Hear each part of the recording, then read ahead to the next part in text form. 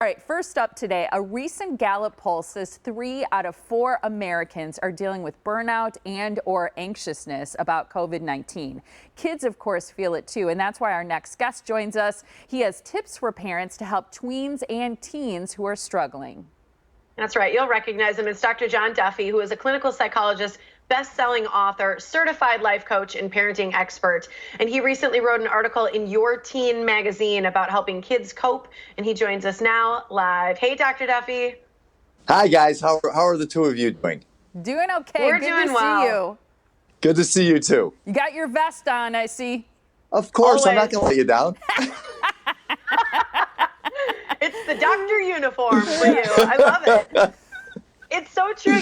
I mean, here's the thing. Teens and tweens, they've told you for so often that they deal so much more with anxiety these days. How about now? Are you seeing teens and tweens virtually? I feel like they would be all over the virtual visits. Yes. And in fact, they are. And you're right. These virtual visits, to my surprise, work really, really well with kids. They're used to looking at screens, being on their phones. And so this feels really more organic to them than, in fact, it does to me. And what I'm seeing in terms of like their symptoms, early on, kids were doing pretty well. And I think that one kid I worked with called it a pandemic honeymoon period. But now that's kind of long past. And so now they're increasingly frustrated, irritated, and grief-stricken. There's a lot of loss going on that I think they didn't know they were going to be suffering as time went on here. Yeah, your article's fascinating. You use this term, the invisible second curve, and that's in the Your Teen magazine. What do you mean by a second curve? Yeah, so we're all familiar with that first COVID curve, right? That the curve that actually tracks the virus. And I can picture this second curve following pretty close behind that reflects our collective emotional distress. So that's our depression, anxiety, our post-trauma and pre-trauma, and the grief that we're all suffering. And if we don't attend to our well-being during this time and the well-being of our kids, my fear over time is that second curve is going to be really resistant to going flat. And I'm worried about that for our long-term emotional well-being. It's interesting because as we think about the word grief, people are going to say, well, what are they grieving? But they have so many losses right now that they're experiencing. Kind of run through some of those things. So a lot of us have read articles and are hearing about the losses for the class of 2020, right? They're missing graduation, they're missing proms, they're missing a whole bunch of these rites and passages.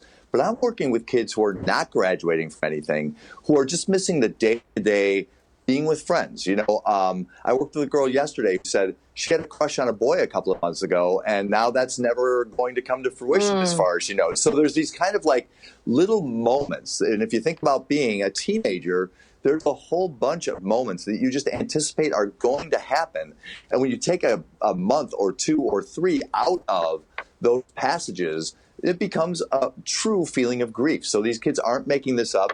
They're well aware that people are suffering and dying in ways that, minimize the losses that they're experiencing, but they're still experiencing those losses, and the grief is real for them. Yeah, and I think you always make the point that we sort of have to connect with our kids, but I think we have to honor that pain that they're experiencing, acknowledge the grief, and recognize that this is a really tough, these are big moments, even if it's just greeting people in school and staying connected with their friends. These are big things to kids, and I know as parents it's hard because we're explaining, we've got all this uncertainty too. We're trying to stop these different behaviors. So let's break down what we can do to help boost the emotional well-being of our kids right now, especially teens and tweens, starting with checking in with them regularly. Yeah, so we need to check in with our kids to see how they're doing. And you might have kids where you feel like, I think he or she is doing perfectly well. I don't think I need to check in with them. But my bias is, even if you feel like an annoyance to your kids, check in with them every day, see how they're doing. And even if their concerns are something that make you uncomfortable, that you don't really want to talk about, check in anyway. Listen to them anyway and hear them out and acknowledge and validate their feelings.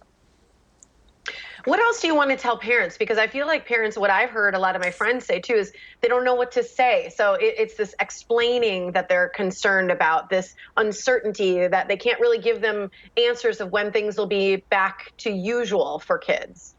Yeah, there's a few challenges going on for parents right now that I'll give them a little bit of something to play with. So there's a few things that are confusing to kids that parents can help out with. The first is a lot of those things that we normally do. We go to school, we see our friends, we hang out with teachers, we hang out with our grandparents.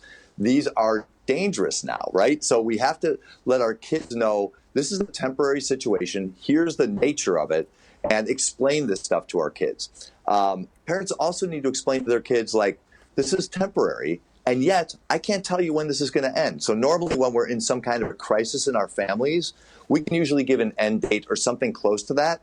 Now, as parents, we really have to be honest with our kids, because they know anyway that we don't know when this is going to end. We don't know how this is going to end or what that's going to look like. And finally, there are these OCD type behaviors that we're all being encouraged to exhibit and are vital, right? We're washing our hands, we're keeping distance from people, we're vigilant for these symptoms, and our kids need to know and hear from us, this also is temporary and circumstantial. This is not something we need you to carry on for the rest of your lives. So these tricky little needles that parents have to thread, this helps kids, if you talk to them about it, understand a little bit more about what's going on. That is so awesome. We ran out of time, but quickly, do you see a silver lining in this? Yes.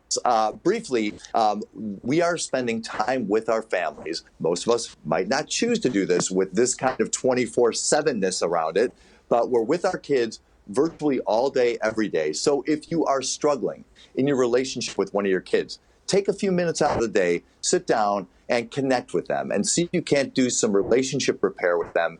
This is a rare opportunity for that to happen. I love that. The one thing I wanted to talk about is sleep and the lack of a schedule, and we didn't get to it, so we're going to have you back on the show to talk about that, because I know a lot of parents are worried about teens who aren't getting enough sleep, and it's sort of like a free-for-all with when they go to bed. So Yes. Thank you so much, Dr. Duffy. We appreciate it. Thanks, Doctor. People can Thank you listen both. to your Better podcast about parenting during the quarantine. You can head to his website, drjohnduffy.com. Dr. Duffy also has something on Instagram. Every Thursday at 8 p.m. during this pandemic, he's taking your questions and answering them live. So be sure to check him out on Instagram, too.